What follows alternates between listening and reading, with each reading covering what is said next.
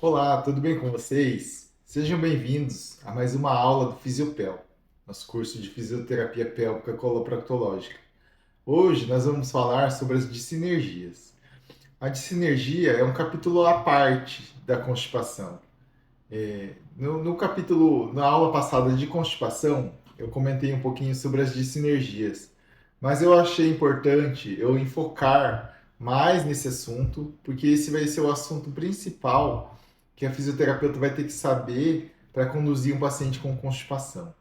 Essa aula é uma aula, imagino que vai ser uma novidade, porque os temas são muito recentes, os artigos são muito novos, então eu tive que buscar novas fontes, porque em livros a gente não encontrou esse assunto. Portanto, são assuntos mais novos, de extrema importância, que vão fazer toda a diferença no atendimento do médico e do fisioterapeuta nesses pacientes.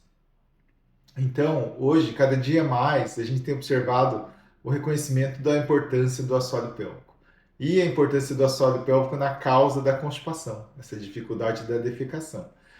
Já foi relatado há muito tempo atrás, e os primeiros autores que falaram sobre esse problema da associação da contração paradoxal e da dificuldade de evacuação foi Preston e Leonard Jones. E essa contração paradoxal durante a evacuação foi conhecida como anismos. Posteriormente, muitos termos têm se relatados para denominar esse problema. A gente encontra anismos, dissinergia do assoalho pélvico, a defecação obstrutiva, contração paradoxal do pulo retal, obstrução da saída pélvica e pelve espástica ou síndrome do assoalho pélvico. Então, todos esses termos são relatados como problemas relacionados a dissinergias. A gente observa que a constipação tem uma incidência global, né? Imagina-se que entre 11 e 18% da população mundial tem a constipação. Ainda a gente imagina que esses dados são subnotificados. Imaginamos que maior parcela da população ainda tem a constipação. A constipação é um problema muito mais comum em mulheres do que em homens, cerca de 2 vezes, né, para um. E a prevalência vai aumentando conforme a idade vai passando, imaginando que o pico acontece após os 65 anos. Outros dados também, os afro-americanos, status socioeconômico mais baixo, a gravidez, doenças neurológicas, doenças de Parkinson, esclerose múltipla, apresentam alta porcentagem de prevalência de constipação. A defecação dissinérgica, por um lado, ela também, os dados variam bastante na literatura. Mas imagina que daqueles 11 a 18%, 27 até 60% desses casos de constipação são causados pela defecação dissinérgica.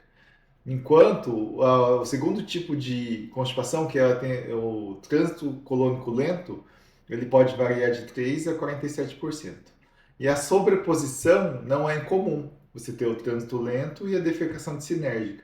Isso é muito frequente e, além disso, o intestino irritável também pode estar presente. Então, isso dificulta um pouquinho o isolamento de cada doença.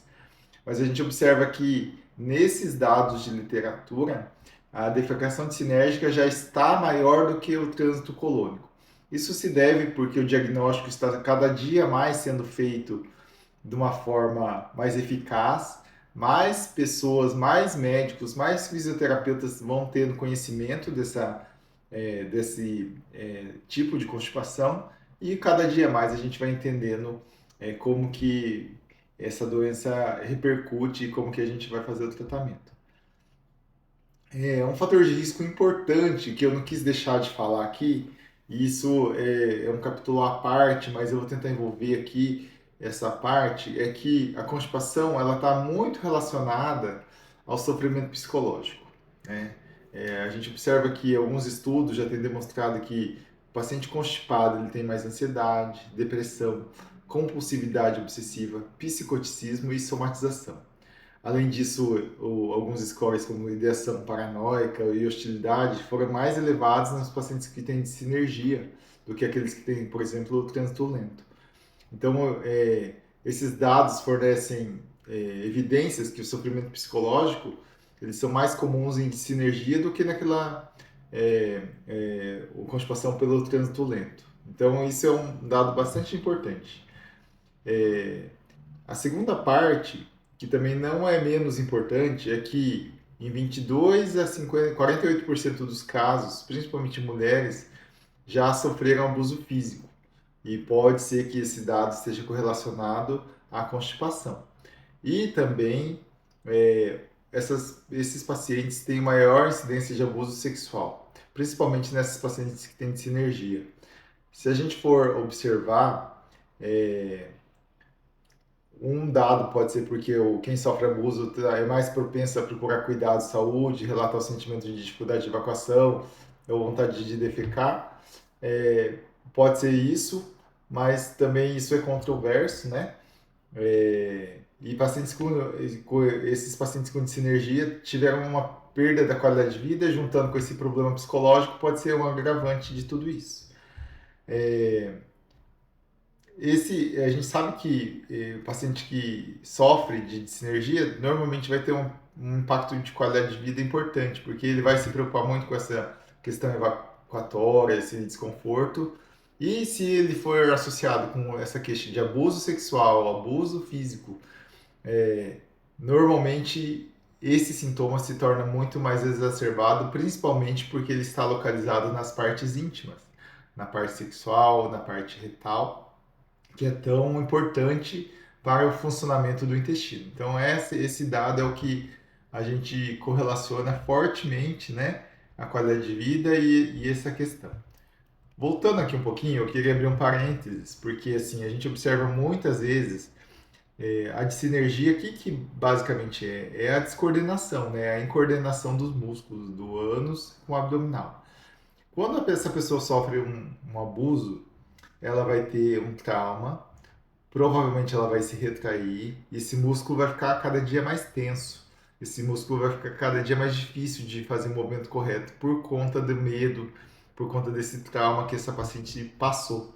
Então, o fisioterapeuta, assim como o médico, eles têm que ficar bem atentos a esses problemas, né? Recentemente e por muitos casos, eu encontrei pacientes que tinham é, sido abusados no passado, mas por vergonha, muitos desses pacientes não contam essa história.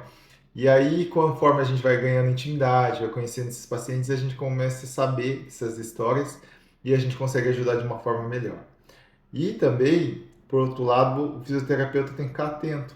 Boa conversa, uma relação de confiança importante. Porque esses tempos também eu tive uma pacientinha que ela tinha tido abuso, eu não sabia também, encaminhei para fisioterapia. A partir do momento que essa paciente chegou na fisioterapeuta, a fisioterapeuta também foi um pouco afoita, vamos dizer assim. Ela não conversou adequadamente com a paciente. E quando ela foi fazer algumas palpações, a paciente lembrou de todo o trauma que ela tinha passado, todo o abuso que ela tinha passado. E ela recusou totalmente a fisioterapia. Então, são algumas coisas que a gente tem que ficar atento. Com essa porcentagem bastante alta, em torno de um quarto dos pacientes, até metade dos pacientes terem sofrido abuso, a gente tem que ficar atento, ser bastante cauteloso, cuidadoso com essas pacientes, porque isso normalmente é um trauma que afeta muito a qualidade de vida.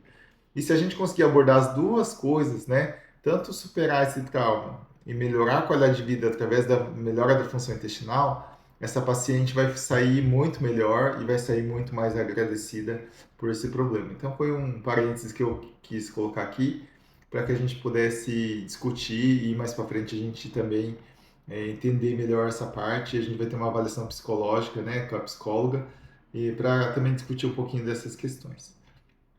A etiologia da defecação dissinérgica não é clara, não existe um arroz com feijão, né? Falar é assim por isso que tem sinergia, não temos nenhum dado. Um dos estudos maiores que a gente tem é que avaliaram 118 pacientes com sinergia, descobriu-se que 31% começou na infância, né? É, 29% começou depois de algum evento específico, como gravidez, um trauma ou até uma lesão nas costas, por exemplo.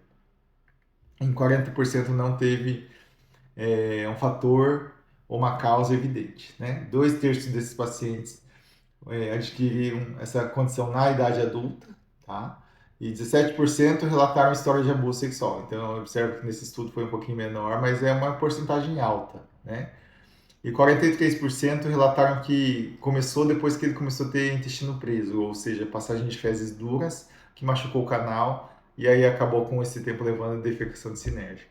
Então a gente não tem nenhuma etiologia clara, né, uma causa específica, mas lembrar-se desses dados, né? Tem alguns que começam logo na infância, tem alguns que começam depois de algum evento específico, como a gravidez, ou um trauma, ou uma lesão na coluna, e alguns deles não têm nenhum relato evidente. Então a gente tem que fazer uma boa anamnese, uma boa pergunta para a gente descobrir esses problemas.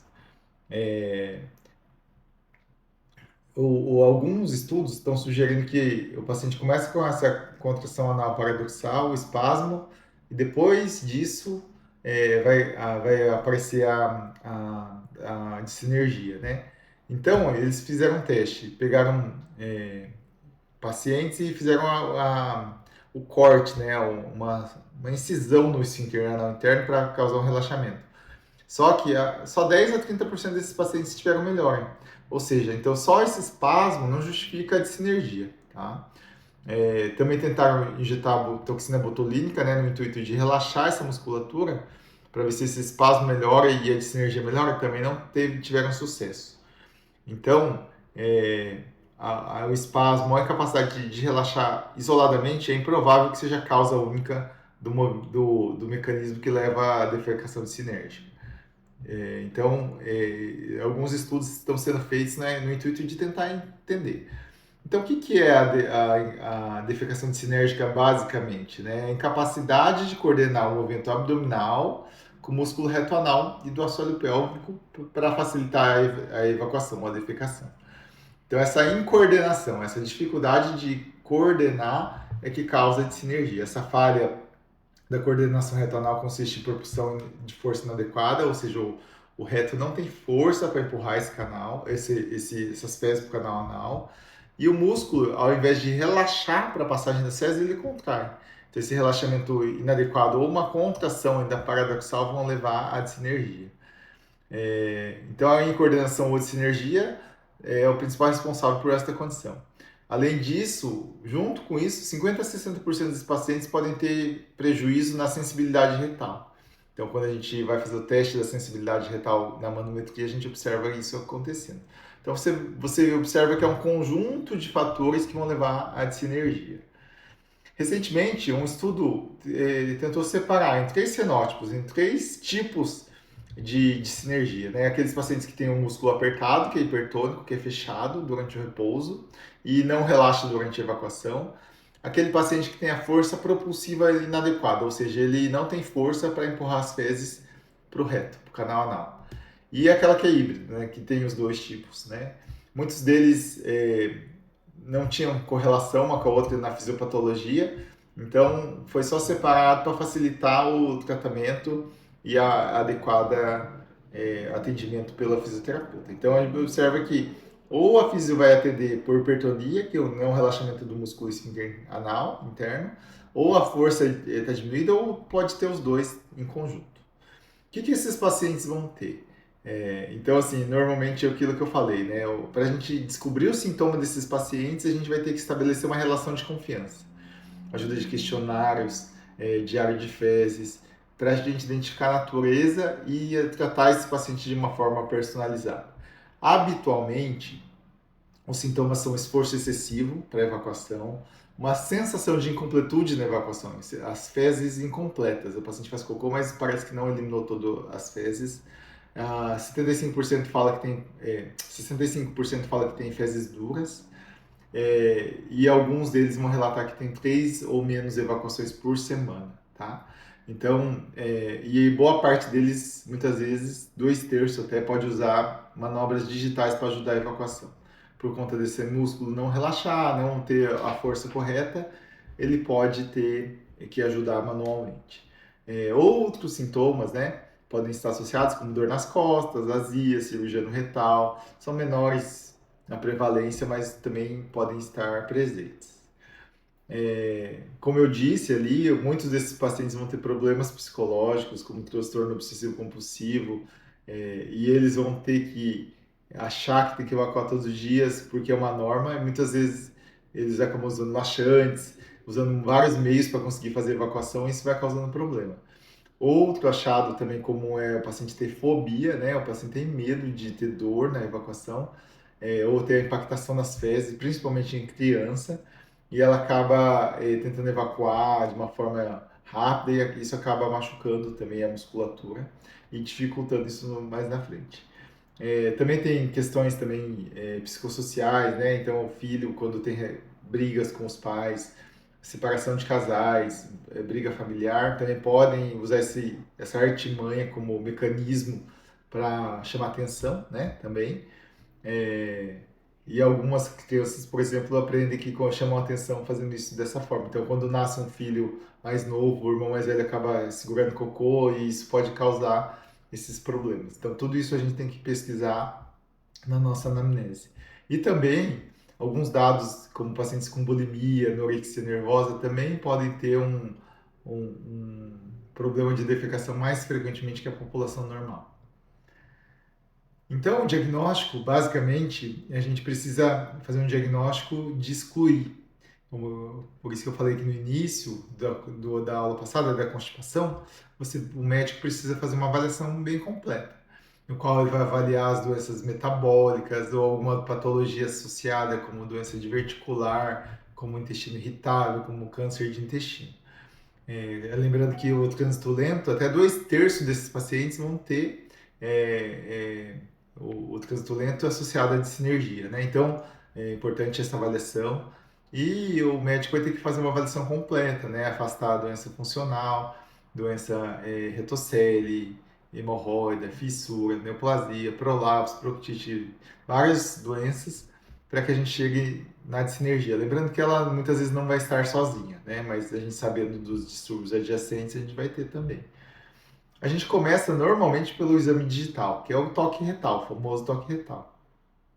Ele deve ser cuidadoso, principalmente por aquela questão que eu falei, que muitos pacientes já sofreram um abuso, né? E eles vão ter trauma nesse momento do exame, então a gente tem que ser muito empático, né? A gente tem que ser cuidadoso, empático, conquistar o paciente para que a gente consiga fazer um exame bem claro e que a gente obtenha mais dados possíveis. E o que a gente vai observar? Se esse ânus está estenótico, né, ele está fechado, se ele tem espasmos, se ele está fechado pelo músculo muito apertado, como que está a sensibilidade ali, se ela está dolorosa, se ela não sente nada, se tem alguma massa, se tem sangue, né? Então, todos esses dados a gente já vai fazendo no simples toque retal e a gente consegue anotar e já fazendo uma avaliação prévia só com o toque retal.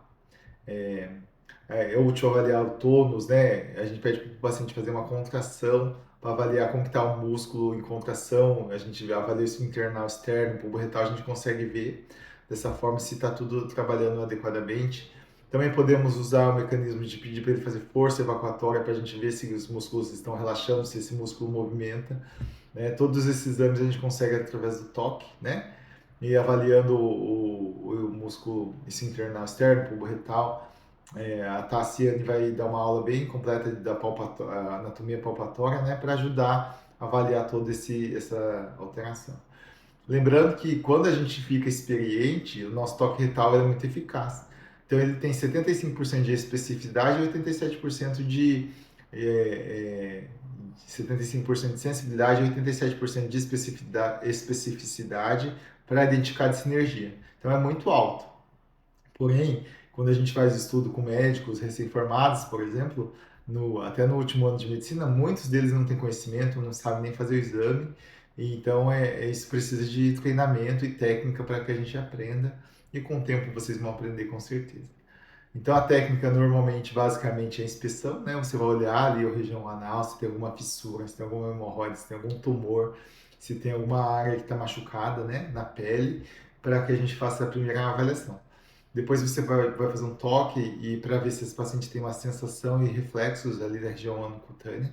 Se o paciente não tem nenhuma sensibilidade ou se não tem nenhum reflexo visível, a gente tem que pensar numa lesão nervosa, né, que a mais comum é a neuropatia do pudendo. Depois a gente faz uma lubrificação com o dedo e faz o toque, né? O toque a gente vai avaliar o esfíncter anal para ver como que ele está.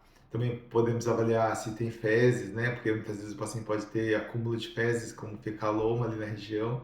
Se está com estenose, sensibilidade, como que está o tônus no repouso e na contração. Depois o paciente vai fazer esse movimento de esforço, né? De contração, para que a gente veja como está a força muscular. E depois na força de evacuação a gente pode ver se tem manobra de descida, se esse períneo está descendo demais, se essa pelve está descendo demais, que a gente consegue avaliar também. Então são muitos dados que a gente consegue obter só no toque retal. O segundo exame mais importante é a manometria anorretal. Como eu disse já em uma das aulas passadas, a manometria fornece a avaliação de sinergia e todos os seus subtipos. Então, com uma avaliação também da sensibilidade retal, os reflexos, a complacência, ele é essencial para o diagnóstico da defecção de sinérgica. Normalmente a gente consegue afastar a possibilidade dessa doença de Hirschsprung, que é uma doença que vai causar em criança, principalmente, que o nervo não relaxa a musculatura, causando acalásia, né? Esse músculo fica fechado por completo. Em segundo, ele vai detectar todas as anomalias, né, durante a tentativa de evacuação. Então, se o paciente tem esforço adequado, se ele consegue manter a pressão em contração, se ele relaxa o esfíncter no momento certo da evacuação. Então, normalmente, esse movimento da evacuação é uma manobra voluntária, mas ele é uma resposta aprendida. Então, a gente pode mudar. Então, a gente aprendeu de um jeito, se a gente ficar fazendo errado muitas vezes, o músculo e o ânus vai aprender a funcionar errado. Então, por isso que a sinergia ela é adquirida, né? Normalmente, o paciente não tem, de repente, com o tempo, ele começa a ter essa coordenação e muitas vezes o paciente começa a ter essa incapacidade de realizar movimentos coordenados, causando a defecação de sinérgica. Essa força de empurrão, né, que a gente faz, também o paciente às vezes perde esse movimento. E a contração paradoxal do bulbo retal ou do esfíncter anal externo também é uma coisa que vai acontecendo com o tempo e é um dos mecanismos da dissinergia. Baseado em tudo isso, a gente encontrou 4 tipos básicos de defecação sinérgica, que é o tipo 1, tipo 2, tipo 3 e tipo 4, né? Então, vamos dizer, o movimento normal, o paciente tem uma força adequada de propulsão retal e o esfíncter anal relaxa. Então, normalmente, contrai e relaxa. Então, o cocô é empurrado para baixo, o esfíncter relaxa e acabou, está resolvido. O tipo 1, a contração é boa, mas não há relaxamento do esfíncter externo. É o que a gente chamava isso de anismos, né? O tipo 2, ele não tem força para contrair e o músculo não relaxa. Então é um problema duplo, né? Não tem propulsão e não tem relaxamento. O tipo 3, ele tem propulsão, só que ele não relaxa. O tipo 2, ele tem propulsão e ele tem a contração paradoxal junto. E o tipo 3, ele tem a contração adequada, mas ele não relaxa 100%. Ele não contrai, mas ele não relaxa. Os 20% que devem relaxar. E o tipo 4 não tem contração e não tem o relaxamento adequado. Eu vou falar aqui, ó, certinho.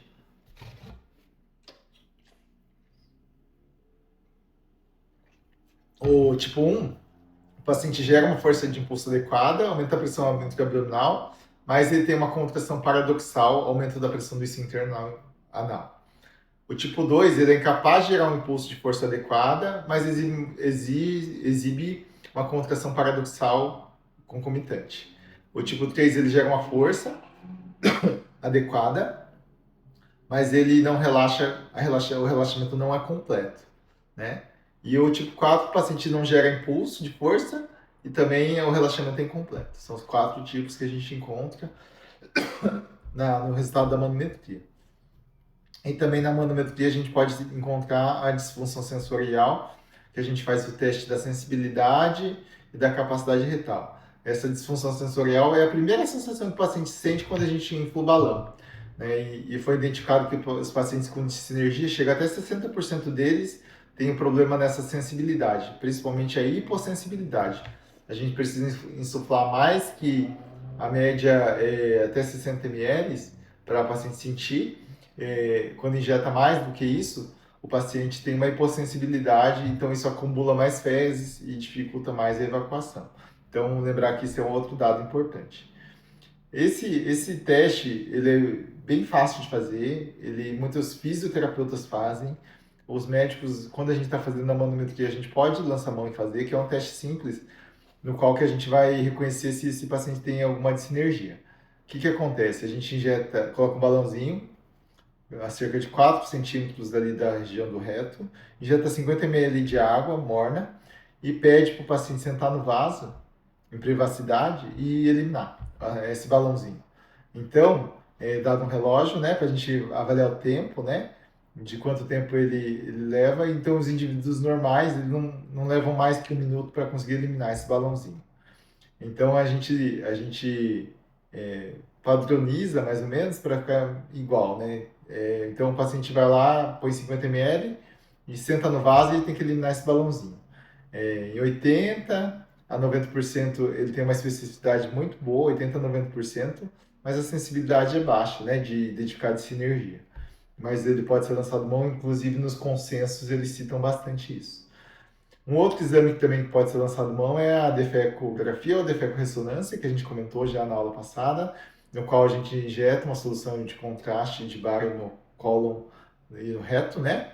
E a gente pede para o paciente, quando a gente ligar a máquina da ressonância, para que ele faça força e elimine esse contraste, né? A gente consegue avaliar a anatomia, o movimento dinâmico do reto e da evacuação, os tecidos, os órgãos ao redor, né? O útero, se tem algum intestino delgado descendo ali. Então a gente consegue ver uma avaliação bem completa, inclusive dos esfíncteres anais, dos músculos levantadores do ânus, né? Então é um exame bem interessante.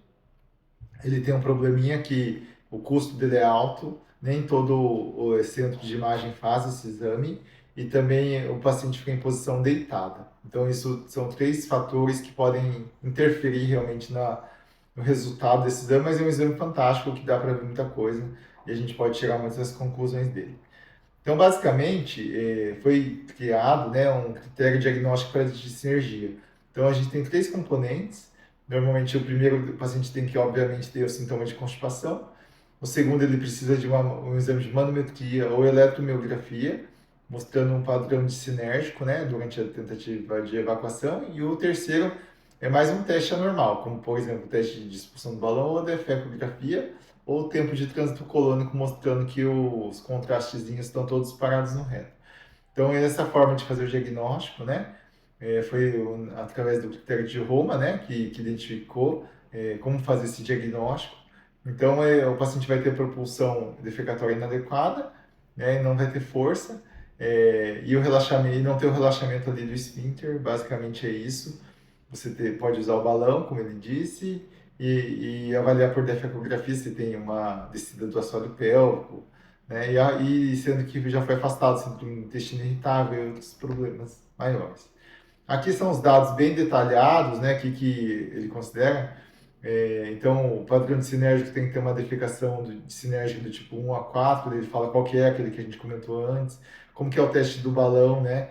Então, é incapacidade de eliminar as fezes artificiais pelo balão em 1 ou 2 minutos, incapacidade de evacuar 50% do bário na defecografia, ou a presença de 5 marcador ali na região do reto, após 120 horas, né, de ingestão daqueles contrastezinhos. Então, ele detalha bem a técnica aqui, a gente não vai ficar se atendo muito, mas existe um critério para diagnóstico.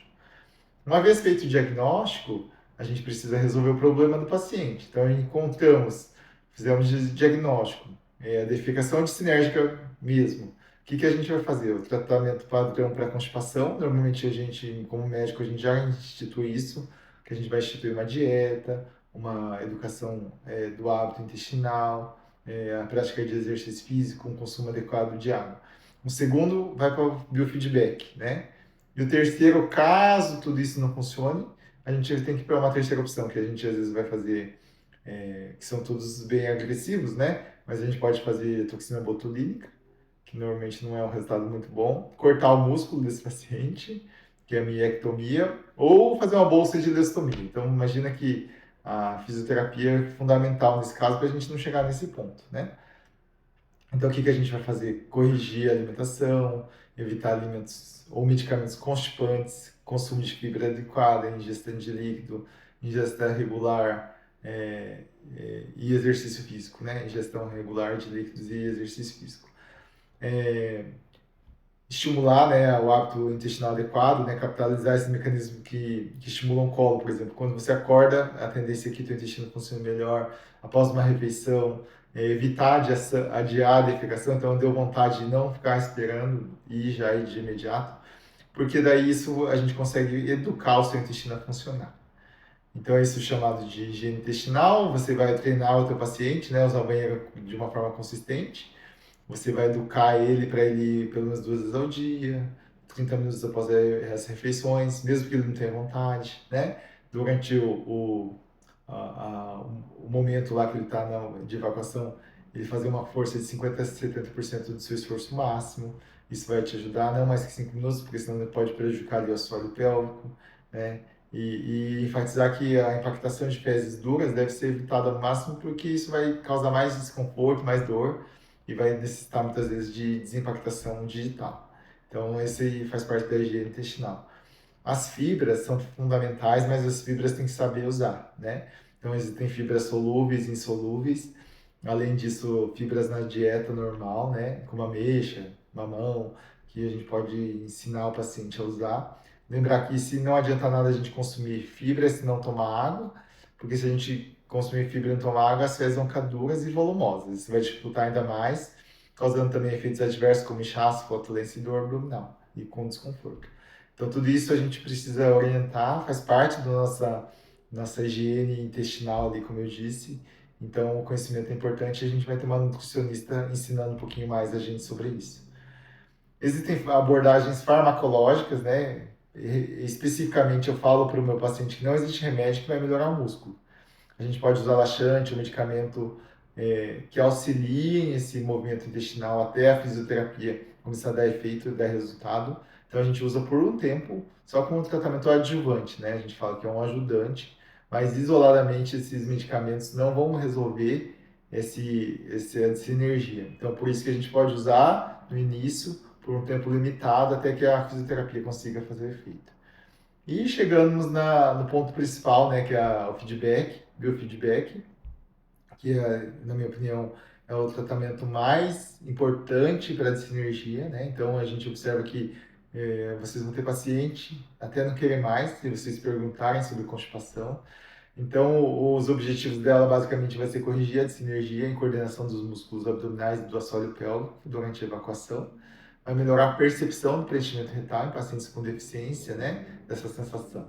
Então, basicamente, se você corrigir a sinergia, a coordenação e a sensibilidade, você vai resolver. A eficácia é muito, muito boa, né? Então, temos poucos artigos. A gente vai querer depois até estimular vocês a publicarem artigos, porque isso é importante para a divulgação dessa técnica. Então, eu tenho alguns ensaios clínicos randomizados, né, que são os ensaios mais eficazes, e encontrou-se até 70% a 80% de eficácia. Então, isso é bastante eficaz. Fizeram até comparação com diazepam, com etileno glicol, para ver se melhorava. E houve sim uma melhora substancial. E a longo prazo, esse tratamento é eficaz por mais de 2 anos. Então, imagina que beleza, né? O paciente faz o tratamento e por 2 anos ele está bem. Muitas vezes a gente pode recomendar até ele voltar para fazer acompanhamento, para não perder esse ganho que ele já teve, né? Então, esses dados que eu obtive aqui nessa aula, basicamente por esse autor, que é o Hall. O Hall é um dos maiores fisiologistas da parte anorretal, né? Ele que escreve os artigos mais impactantes da nossa área. Então, ele escreveu o feedback com 3 fases, né? Primeiro, você vai fazer uma avaliação e educar o paciente. Na segunda fase, é a fase ativa da terapia, mais ou menos 6 sessões. Depois, a fase de reforço, são as 3 sessões. Imagina que, então, em 10 sessões, mais ou menos, você tende a resolver o problema do paciente. Em média, as 4 a 6 sessões têm duração de 60 minutos cada uma, né? E com 2 semanas de intervalo são necessários para o treinamento, né? Embora isso deve ser personalizado para cada paciente, a Tassiana vai comentar como que ela faz, ela que tem experiência já maior, né? Em alguns pacientes que têm a defecação mais difícil, pode demorar um pouquinho mais, né? Um treinamento maior, ou um estímulo maior, até você tiver um resultado melhor, né? Então, o sucesso do biofeedback vai depender muito da motivação do paciente e da habilidade do terapeuta, que é o que a gente quer que vocês desenvolvam, né?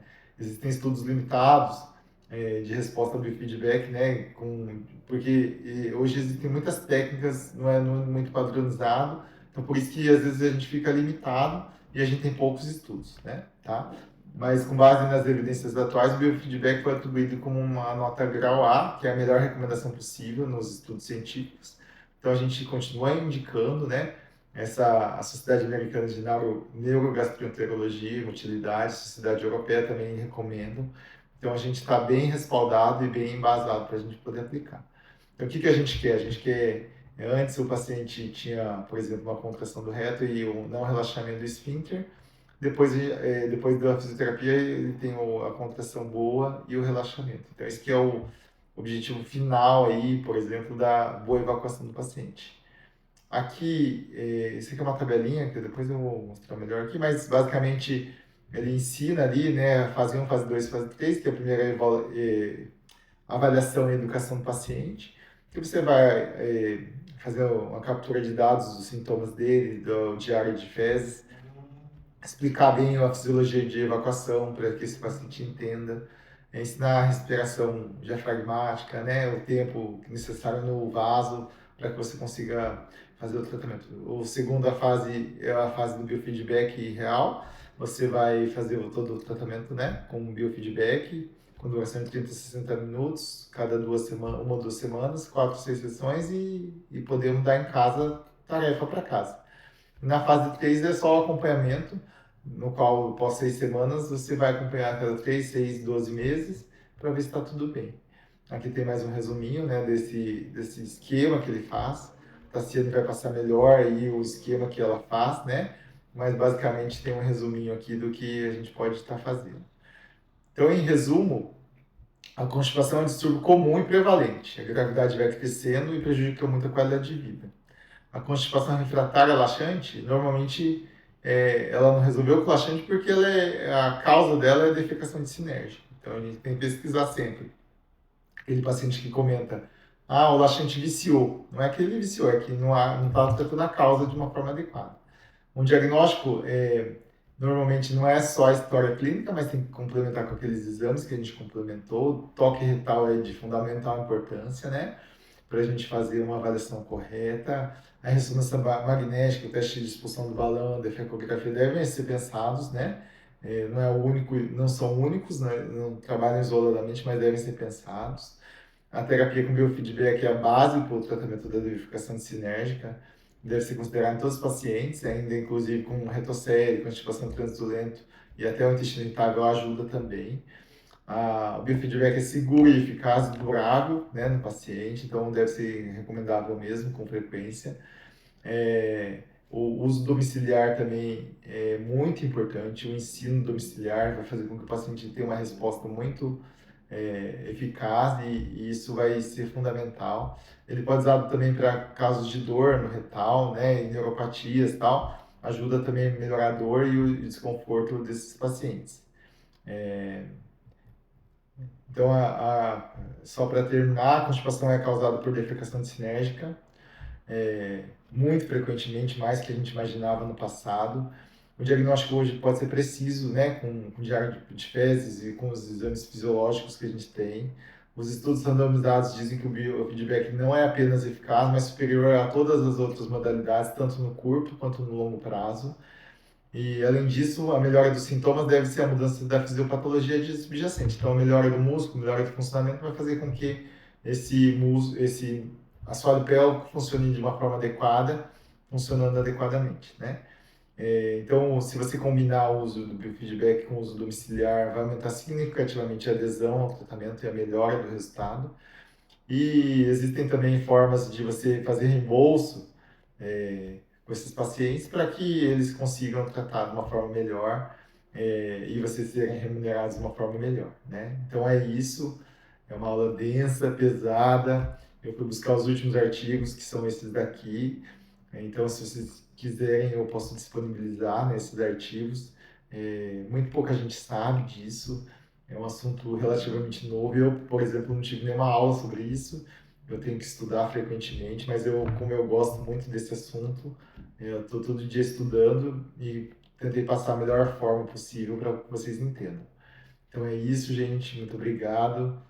Aproveitem. Qualquer dúvida, estamos à disposição. Tudo de bom. Tchau.